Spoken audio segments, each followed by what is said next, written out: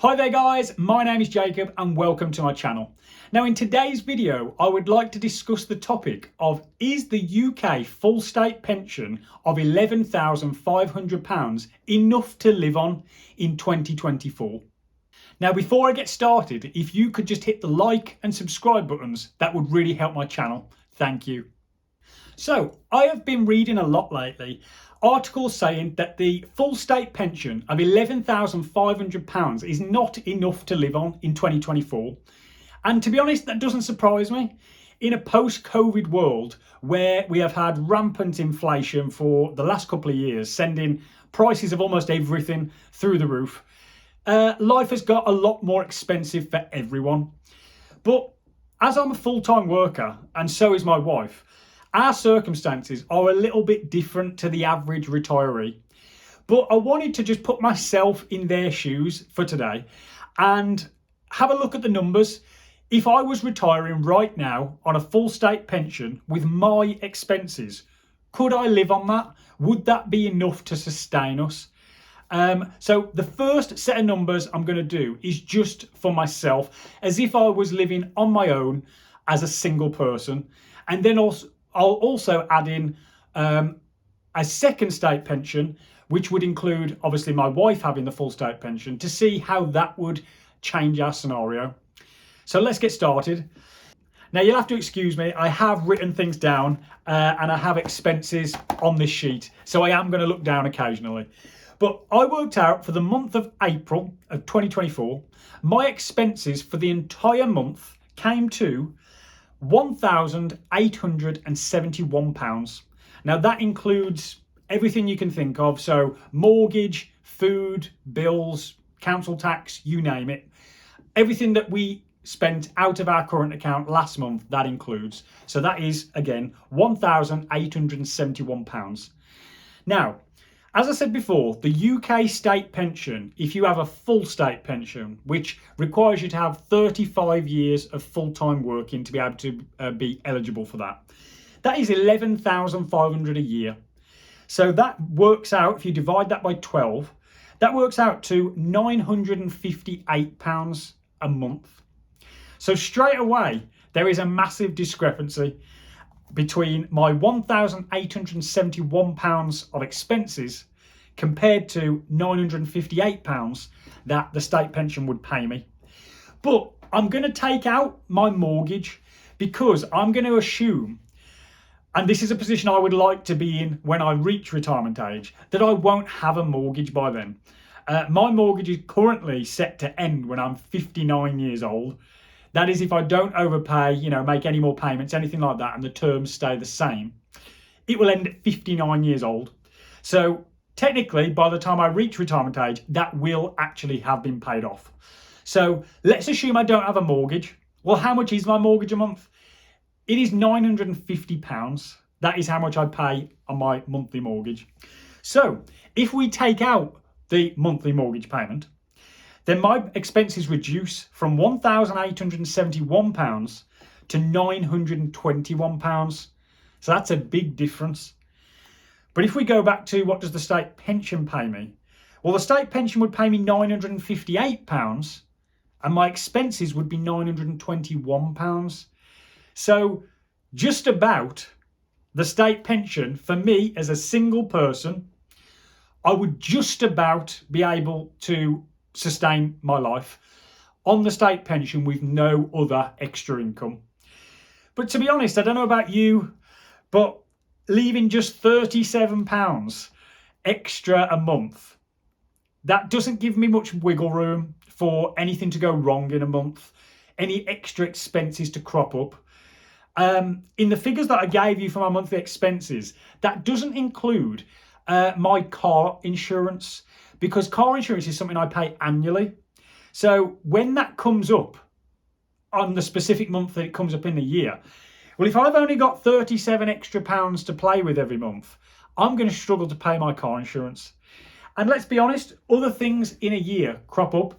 What if the washing machine breaks? What if, you name it? What if the oven breaks? All manner of things can crop up in a year. What if I want to take a holiday? £37 extra a month is not enough to go on holiday.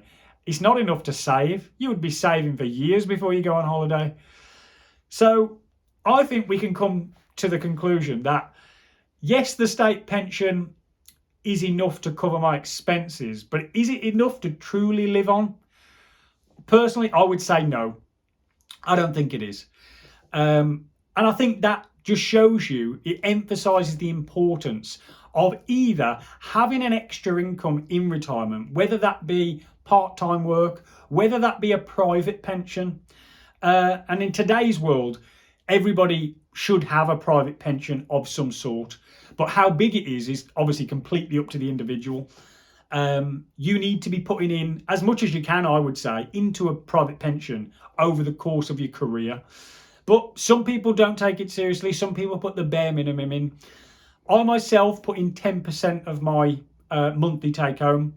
And I feel that is a good amount over the course of my career. I hope to have a fairly decent pension once I get to retirement age.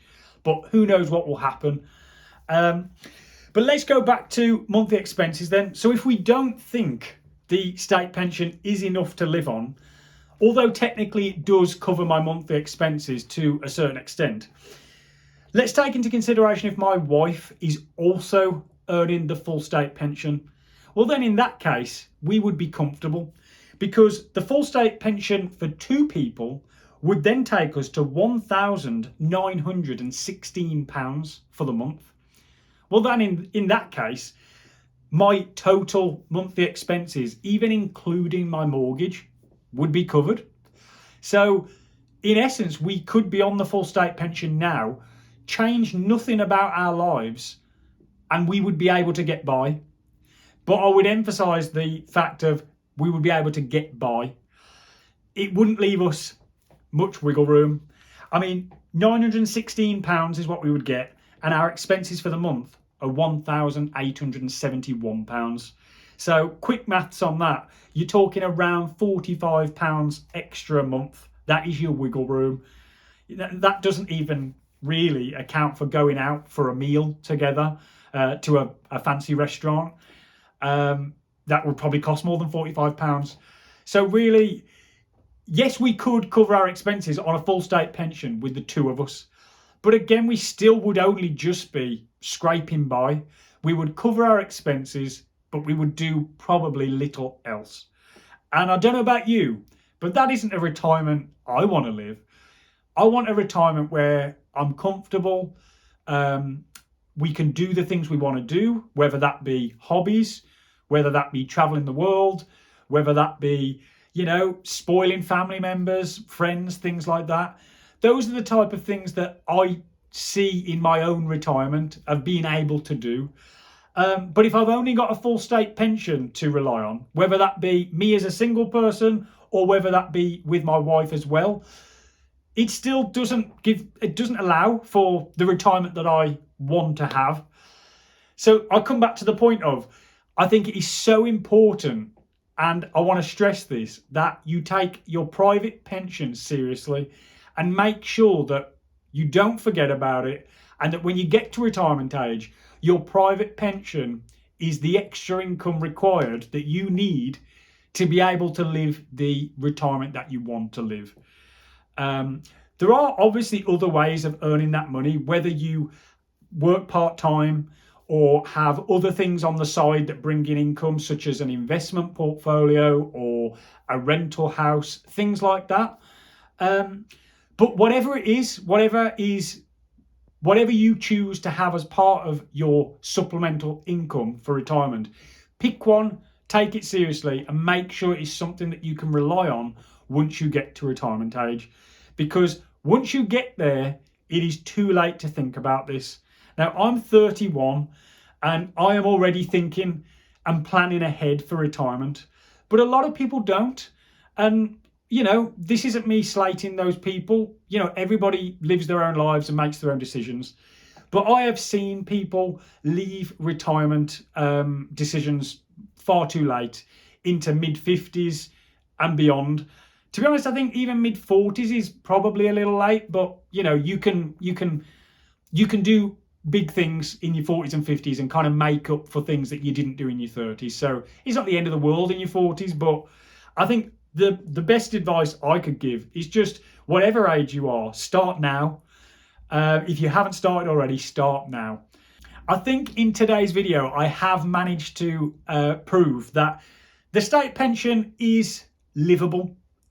You are able to get by on, I would say my expenses are fairly average. They might be lower than average. Let me know down in the comments below whether your expenses are higher or lower than mine, and whether you think you could live on the full state pension of £11,500. I'd be really interested to know, no matter what age, whether you're already in retirement or whether you're a similar age to myself, work out your expenses and let me know down in the comments whether you could either get by on the full state pension, whether maybe you could live comfortably on the state pension. I think the comments will be a fantastic thing to read, and maybe I could make a follow-up video and kind of mention some of your situations, and we'll go over that. If you made it this far, guys, thank you so much for watching. Consider hitting the like button and the subscribe button. It will really help my channel. I crossed the 400 subscriber mark a few days ago, and I'm pushing for 1,000 subscribers. So if you could help me do that, I would be really grateful. And like I say, thank you for watching, guys, and I will catch you in the next one.